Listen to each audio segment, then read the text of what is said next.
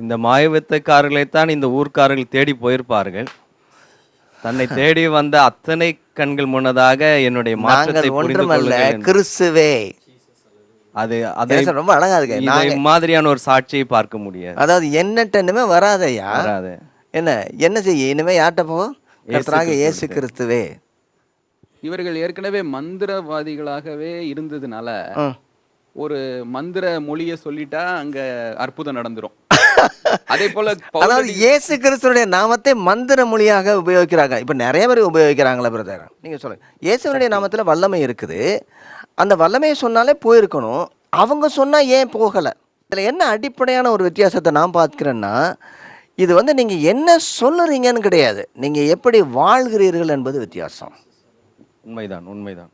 இதுல இன்னொன்றையும் நான் பார்க்கிறேன். ஏனென்றால் அப்போஸ்தலனாகிய பவுலுடைய நோக்கம் அமைப்புகளை உருவாக்குவதாக இருக்கவில்லை. என்னது மறுபடியும் ஒரு தடவை நீங்க பொன்னான வார்த்தைகளை உதைக்கிறீங்க. மறுபடியும் சொல்லுங்க. சத்தியத்திற்கு தூணும் ஆதாரமாகவே இருக்கிற திருச்சபை அங்கே என்ன செய்யறது? ஒரு பெரிய தாக்கத்தை ஏற்படுத்துகிறது. மேற்கொண்டது கர்த்தருடைய வசனத்தை சரியானபடி நாம் சபைகளிலே சொன்னால், சபைகள் எல்லா தத்துவங்களையும் மேற்கொள்ளும்.